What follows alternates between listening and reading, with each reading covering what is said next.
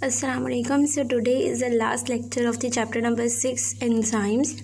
Number 1 के ऊपर क्या लिखा हुआ है कि अब हमने एंजाइम्स के बारे में सारी चीज़ें पढ़ ली, एंजाइम्स के फैक्टर पढ़ लिए, उसकी स्पेसिफिसिटी पढ़ ली। अब हम यहाँ पर क्या पढ़ेंगे, एक ऐसे प्रैक्टिकल वर्क करेंगे कि जिसमें हमें पता चले कि एंजाइम काम कैसे करता है असल में। तो लिखा हुआ है कि practical work, perform an experiment to show the working of the enzyme in vitro. कि हमें एक ऐसा एक्सपेरिमेंट परफॉर्म करना है कि जिसमें हम बताएं कि एक एंजाइम कैसे काम करता है इन विट्रो कंडीशंस के अंदर। मतलब अगर कंडीशंस इन विट्रो हो तो एक एंजाइम अपना काम, अपना वर्क कैसे परफॉर्म कर सकता है। आगे लिखा हुआ है कि enzymes can catalyse the in vivo in vitro reactions. कि एंजाइम्स जिस भी रिएक्शन की स्पीड बढ़ाए, चाहे वो इन विट्रो भी हो सकता है और इन विवो भी हो सकता है। अगर कोई रिएक्शन इन विवो के तरीके से हो रहा है तो तब भी एंजाइम उसकी स्पीड बढ़ा सकता है, मतलब कैटेलाइजेशन कर सकता है। और अगर वो इन विट्रो हो रहा है तो तब भी एंजाइम क्या कर सकता है, उसकी कैटेलाइजेशन कर सकता है, मतलब उसकी स्पीड बढ़ा सकता है। अब हम पढ़ेंगे कि इन विवो और इन विट्रो रिएक्शंस के अंदर फ़र्क क्या होता है या डिफरेंस क्या होता है इन विवो और इन विट्रो रिएक्शंस का। सबसे पहले जो है वो इन विवो रिएक्शन के अंदर क्या लिखा हुआ है। फर्स्ट पॉइंट है, in vivo refers to a phenomena in which experiments are performed. कि ये एक ऐसा फिनोमेना है, एक ऐसा तरीका है कि जिसके अंदर एक्सपेरिमेंट परफॉर्म किए जाते हैं using a whole living organism. मतलब पूरे लिविंग ऑर्गेनिज्म को एक लिया जाता है और उनके अंदर एक्सपेरिमेंट्स परफॉर्म किए जाते हैं। तो इसको एक हम कहते हैं कि ये हमारे पास इन विवो रिएक्शन है। अब फर्स्ट पॉइंट क्या है इन विट्रो का, कि in vitro refers to a phenomena in which a procedure is performed.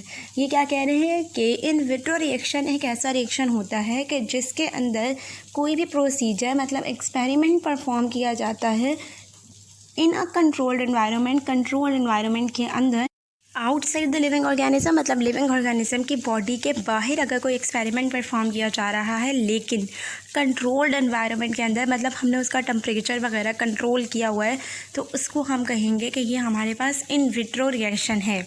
Number second point क्या है इन विवो का, कि whole living organism is used.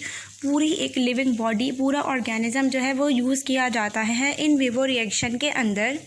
अब नंबर 2 पॉइंट क्या है इन विट्रो का, कि डेड ऑर्गेनिजम्स, ऐसे ऑर्गेनिजम्स जो मर चुके हैं, और आइसोलेटेड सेलुलर कंपोनेंट्स के सेल्स के अंदर से कुछ कंपोनेंट्स ले लिए जाते हैं ताकि हम उसको कंट्रोल्ड मैनर के अंदर उसके ऊपर कोई प्रोसीजर परफॉर्म कर सकें, कोई एक्सपेरिमेंट कर सकें, तो वो इन विट्रो के अंदर आता है।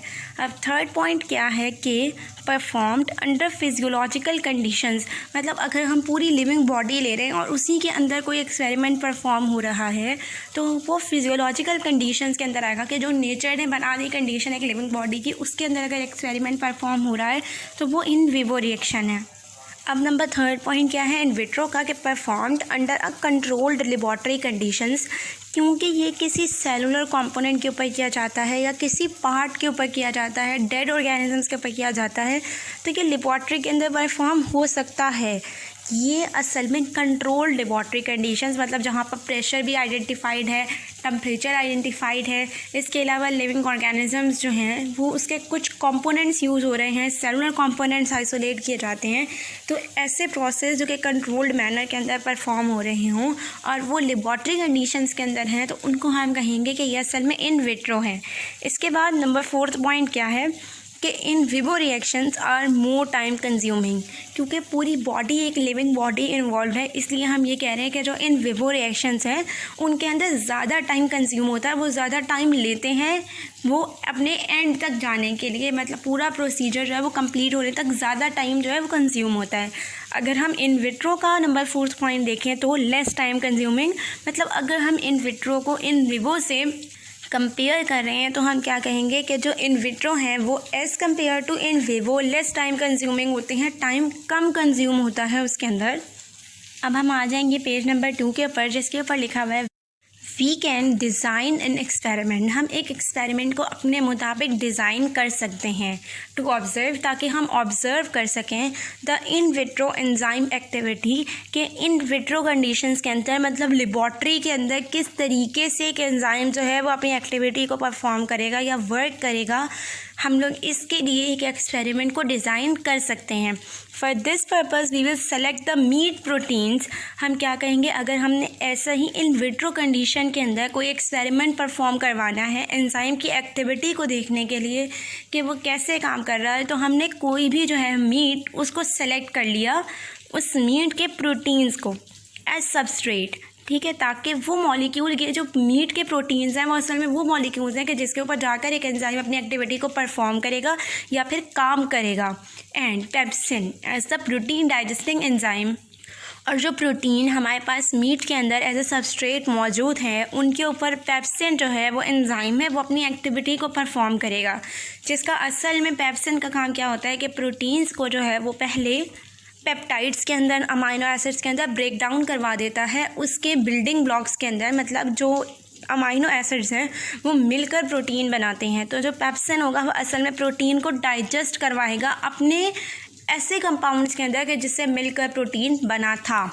तो हम लोग इसके अंदर क्या बात करें कि हमने एक एक्सपेरिमेंट परफॉर्म करना है जिसको हम लेबॉर्ट्री के अंदर परफॉर्म कर सकें, क्योंकि यहाँ पर लिखा हुआ है कि इन विट्रो कंडीशंस के अंदर। उसके बाद हम क्या करेंगे कि कोई भी मीट प्रोटीन हमने सेलेक्ट कर लिया जिसको हम कंसीडर कर रहे हैं कि वो एक ऐसा सबस्ट्रेट है, मॉलिक्यूल है कि जिसके ऊपर जाकर एंजाइम अपनी एक्टिविटी को परफॉर्म करेगा। और दूसरी बात क्या है कि पेप्सिन एक ऐसा एंजाइम है जो कि क्या करता है, प्रोटीन्स को ब्रेक डाउन करवाता है।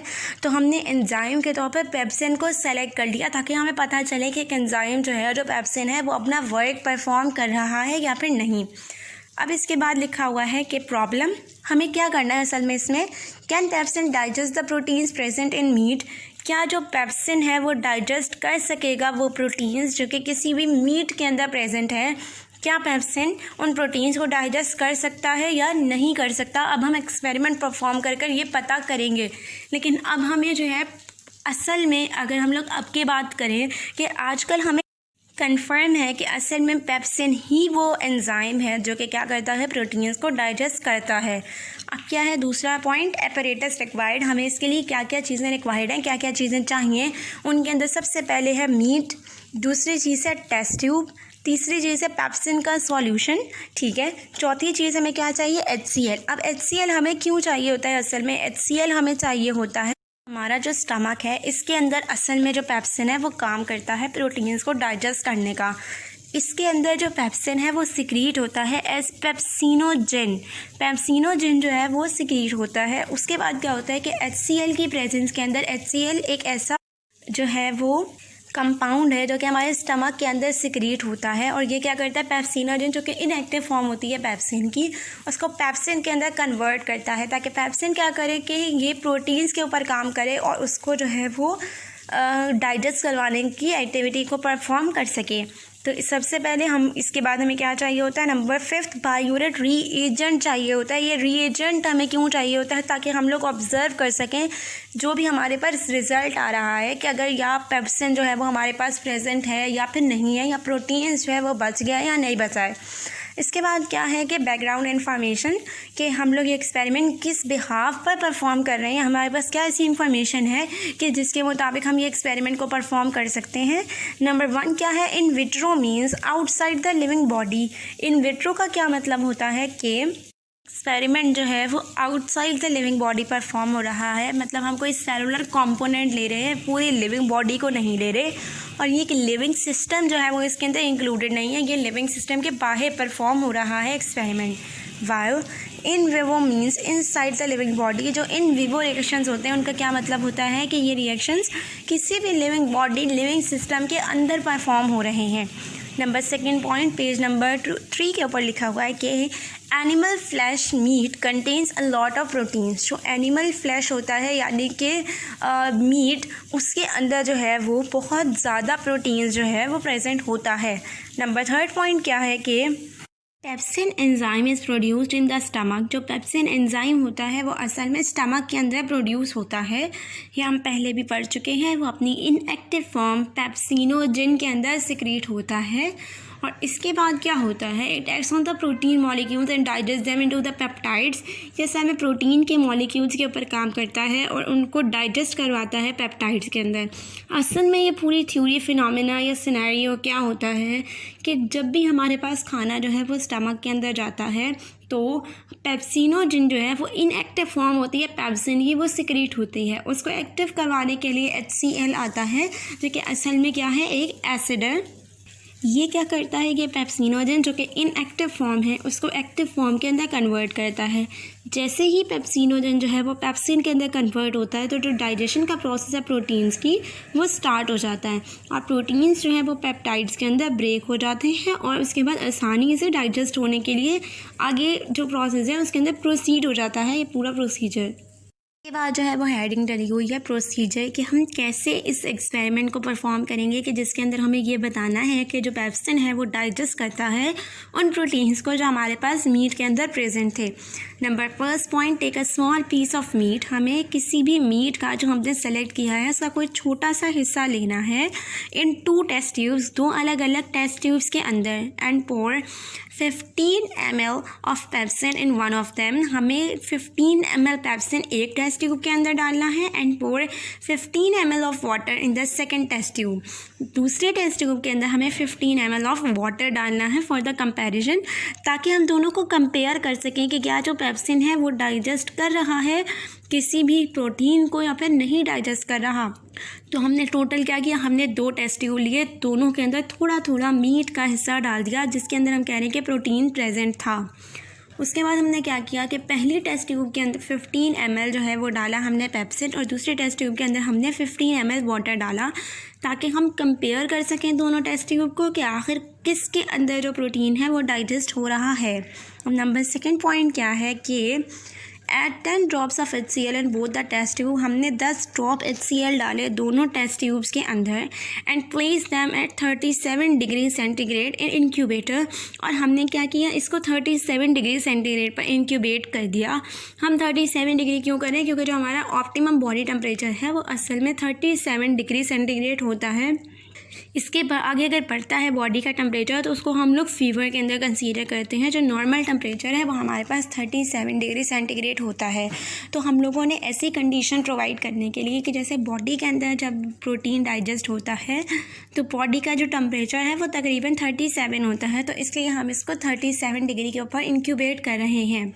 Observation, observe the piece of meat after 4 hours, क्योंकि जो हमारा स्टमक है इसके अंदर जो डाइजेशन का पूरा प्रोसेस है वो असल में 4 आवर्स लेता है। तो हमने मीट को ऑब्ज़र्व करना है 4 घंटे बाद कि आया वो डाइजेस्ट हुआ है या फिर वो डाइजेस्ट नहीं हुआ है।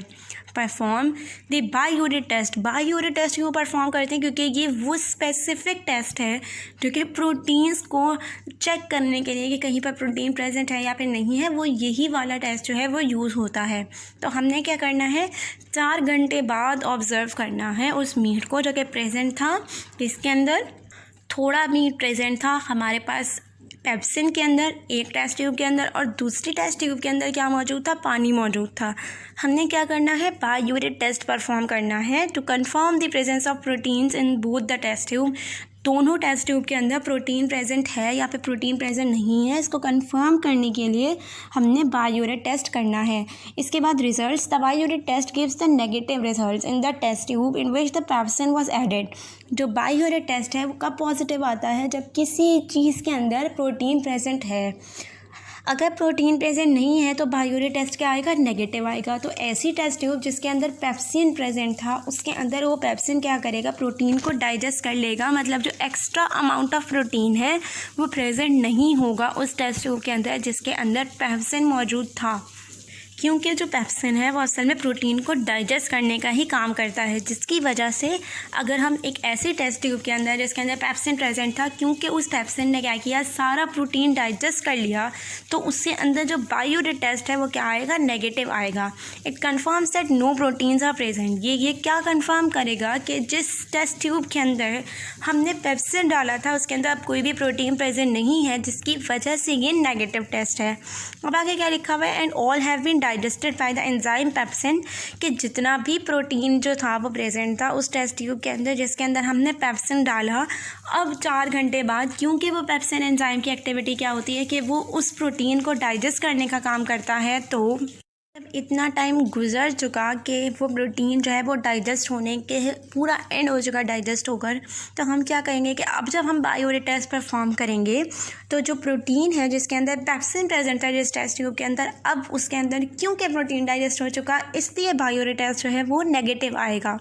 अब पेज नंबर 4 है, इसके ऊपर क्या लिखा हुआ है कि perform an experiment to show the working of amylase in vitro, कि इन विट्रो कंडीशन के अंदर, ऐसी कंडीशन के जिसके अंदर लिविंग सिस्टम इन्वॉल्व नहीं है, हम ये लेबॉर्ट्री के अंदर परफॉर्म कर रहे हैं, तो हम लोगों को अमाइलेज एक एंजाइम होता है। अमाइलेज असल में क्या करता है, ये स्टार्च मतलब कार्बोहाइड्रेट को डाइजेस्ट करवाने का काम करता है। ये अमाइलेज की वर्किंग को हमने पढ़ना है कि ये किस तरह डाइजेस्ट करवाता है स्टार्च को, या फिर करवा भी रहा है या फिर नहीं करवा रहा, इसको हम पढ़ेंगे इन विट्रो के अंदर मतलब लेबॉर्ट्री कंडीशंस के अंदर। अब हम एक ऐसा एक्सपेरिमेंट परफॉर्म करने वाले हैं कि जिसके अंदर हमने एंजाइम जो है अमाइलेज उसकी वर्किंग को पढ़ना है in vitro. In vitro refers to a phenomena in which a given procedure is performed in a controlled environment.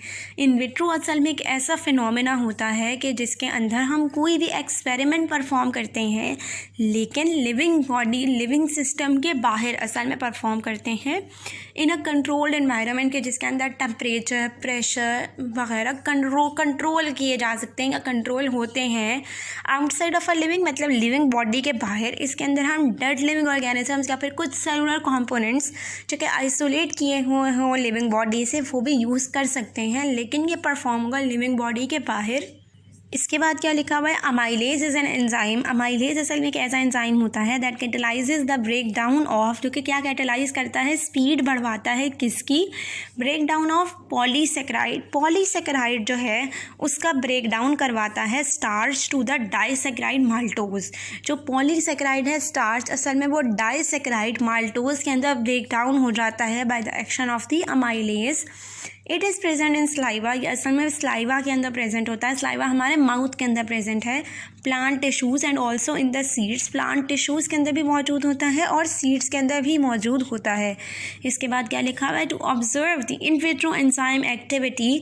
हमने अगर इसको इन विट्रो कंडीशंस के अंदर ऑब्जर्व करना है मतलब आउटसाइड द लिविंग ऑर्गेनिज्म, एक ऐसा एक्सपेरिमेंट परफॉर्म करना है कि जिसके अंदर हम लोग इसकी एक्टिविटी एंजाइम अमाइलेज की एक्टिविटी को क्या कर सकें, देख सकें कि वो कैसे काम कर रहा है आउटसाइड द लिविंग बॉडी के बाहर। We can select the starch as substrate. हम स्टार्च को, क्योंकि जो एंजाइम है अमाइलेज वो असल में स्टार्च के ऊपर काम करता है, तो हम क्या करेंगे, स्टार्च को सेलेक्ट कर लेंगे एज ए सबस्ट्रेट मतलब ऐसा मॉलिक्यूल के जिसके ऊपर अमाइलेज काम करे। And amylase starch digesting enzyme, और हमने सेलेक्ट करना है अमाइलेज को ताकि वो क्या कर सके, स्टार्च को डाइजेस्ट करवा सके। प्रॉब्लम हमें प्रूव असल में क्या करना है, हमें क्या चीज़ देखनी है कि can amylase digest the starch. जो अमाइलेज है हमारे पास क्या वो स्टार्च को डाइजेस्ट करता है या फिर नहीं करता। इसके बाद क्या लिखा हुआ है कि अपरेटस रिक्वायर्ड, कि हमें इस एक्सपेरिमेंट को परफॉर्म करने के लिए कौन कौन से अपरेटस कौन कौन सी चीज़ें मटेरियल्स रिक्वायर्ड हैं। तो सबसे पहले हमें चाहिए अमाइलेज का सॉल्यूशन और इसको हम लोग एज एन एंजाइम यूज़ करेंगे। जो दूसरी चीज़ हमें चाहिए वो हमें चाहिए होगा स्टार्च, ताकि हम लोग जो है वो परफॉर्म कर सकें सॉल्यूशन के ऊपर और वो सॉल्यूशन होगा स्टार्च का। तीसरी चीज़ हमें टेस्ट ट्यूब चाहिए होती है जिसके अंदर हम एक्सपेरिमेंट परफॉर्म करेंगे। उसके बाद जो चीज़ हमें चाहिए वो होता है आयोडीन, क्योंकि आयोडीन जो होता है वो स्पेसिफिक होता है स्टार्च को टेस्ट करने के लिए कि कहीं पर भी स्टार्च प्रेजेंट है या फिर नहीं प्रेजेंट है। कैसे, क्योंकि ये अपना कलर चेंज कर लेता है स्टार्च की वजह से। अब जो चीज़ है वो है बैकग्राउंड इन्फॉर्मेशन, हमें किस तरीके से पता चला कि ये एक्सपेरिमेंट हम परफॉर्म कर सकते हैं। Starch turns the iodine solution, जो स्टार्च होता है वो आयोडीन के सॉल्यूशन को चेंज कर देता है डार्क पर्पल या फिर ब्लैक कलर का। आयोडीन का सॉल्यूशन जो है वो स्टार्च की प्रेजेंस के अंदर या तो डार्क पर्पल हो जाता है या फिर ब्लैक हो जाता है। वाइल जो डाइसेकेराइड होते हैं, मतलब अगर स्टार्च ब्रेक डाउन हो चुका है किसकी वजह से, किसी अमाइलेज की एक्टिविटी की वजह से अगर स्टार्च ब्रेक डाउन हो गया डाइसेकेराइड माल्टोज के अंदर, तो वो आयोडीन के सॉल्यूशन को, आयोडीन के कलर को चेंज नहीं करेगा। लेकिन अगर स्टार्च मौजूद है तो वो क्या करेगा, आयोडीन के कलर को चेंज कर लेगा। अब आ जाता है पेज नंबर 5 जिसके ऊपर लिखा हुआ है प्रोसीजर कि अब जो एक्सपेरिमेंट है वो हम कैसे परफॉर्म करेंगे। कि number first point, prepare 1% solution of amylase. हमने क्या करना है कि हमने 1% सॉल्यूशन जो है वो अमाइलेज का प्रिपेयर करना है और इनमें से कुछ जो है वो डाल देना है एक टेस्ट ट्यूब के अंदर। और ये अमाइलेज जो है वो असल में क्या करेगा, ये असल में जो है वो एंजाइम के तौर पर एक्ट करेगा। नंबर सेकंड पॉइंट क्या है कि add 2 ml of starch solution in a test tube. और जो टेस्ट ट्यूब है उसके अंदर हमने 2 ml जो है वो स्टार्च सॉल्यूशन डालना है और स्टार्च सॉल्यूशन जो है वो एज अ सबस्ट्रेट काम करेगा। नंबर थर्ड पॉइंट क्या है कि incubate the test tube at 37 degree centigrade. हमें क्या करना है इस टेस्ट ट्यूब के अंदर जिसके अंदर हम लोगों ने स्टार्च डाला था और अमाइलेज डाला था, उसको इंक्यूबेट करना है 37 डिग्री सेंटीग्रेड के ऊपर, क्योंकि जो बॉडी है उसके अंदर जो टेम्परेचर है वो असल में 37 डिग्री सेंटीग्रेड ही होता है फॉर 15 मिनट्स के लिए। अब observe the test tube after 15 minutes के बाद हमने क्या करना है, इस टेस्ट ट्यूब को ऑब्ज़र्व करना है, देखना है कि जिसके अंदर हम लोगों ने अमाइलेज और स्टार्च का सॉल्यूशन डाला था। Perform the iodine test. अब हमें क्या करना है, इस टेस्ट ट्यूब के ऊपर जो है वो परफॉर्म करना है आयोडीन का test to confirm the presence of the starch, ताकि जो अगर स्टार्च मौजूद है टेस्ट ट्यूब के अंदर या फिर नहीं है वो कंफर्म हो सके। This is done by putting. ये कैसे परफॉर्म किया जाता है आयोडीन का टेस्ट, ताकि few drops of iodine solution in the test tube, कुछ ड्रॉप्स हमने डालने हैं आयोडीन के सॉल्यूशन के इन द टेस्ट ट्यूब के अंदर। Observe the colour change in the test tube. और हमने टेस्ट ट्यूब के अंदर जो है वो कलर चेंज ऑब्ज़र्व करना है। अगर स्टार्च प्रेजेंट है तो कलर जो है वो चेंज हो जाएगा एज डार्क पर्पल या फिर वॉयलेट या फिर ब्लैक की तरह। और अगर जो है अमाइलेज की वजह से वो स्टार्च ब्रेक डाउन हो चुका है किसके अंदर, अपने डाइसैकेराइड माल्टोज के अंदर, तो जो कलर है आयोडीन के सॉल्यूशन का वो चेंज नहीं होगा। अब क्या है कि results, iodine test gives the negative results. जो आयोडीन है वो असल में क्या होगा, नेगेटिव रिजल्ट देगा, क्योंकि स्टार्च जो है वो ब्रेक डाउन हो चुका होगा किसकी वजह से, अमाइलेज की वजह से। और अगर वो माल्टोज प्रेजेंट है, अगर वो ब्रेक डाउन हो गया माल्टोज के अंदर, तो जो माल्टोज है वो आयोडीन के सॉल्यूशन का कलर चेंज नहीं करता। There was no colour change, क्योंकि हम लोगों ने जो यूज़ किया था एंजाइम उसकी वजह से स्टार्च ब्रेक डाउन हो चुका होगा, इसकी वजह से कोई कलर चेंज नहीं होगा। तो क्या लिखा हुआ है आगे, it confirms that no starch is present. इसकी वजह से ये कन्फर्म हो जाता है कि कोई भी स्टार्च जो था वो प्रेजेंट नहीं था इन द टेस्ट ट्यूब के अंदर। And all have been digested into the disaccharide. और जितना भी स्टार्च हमारे पास मौजूद था उस टेस्ट ट्यूब के अंदर, जिसके अंदर हम लोगों ने क्या डाला था, अमाइलेज डाला था, वो इस अमाइलेज की एक्टिविटी की वजह से अपने डाइसैकेराइड के अंदर ब्रेक डाउन हो चुका है। और अब की जो डाइसैकेराइड है वो कलर चेंज नहीं करता आयोडीन के सॉल्यूशन का, इसी वजह से जो कलर चेंज है आयोडीन के सॉल्यूशन के अंदर वो ऑब्जर्व नहीं होता। और इस तरीके से जो चैप्टर नंबर 6 है वो ख़त्म हो जाता है। एंजाइम्स का चैप्टर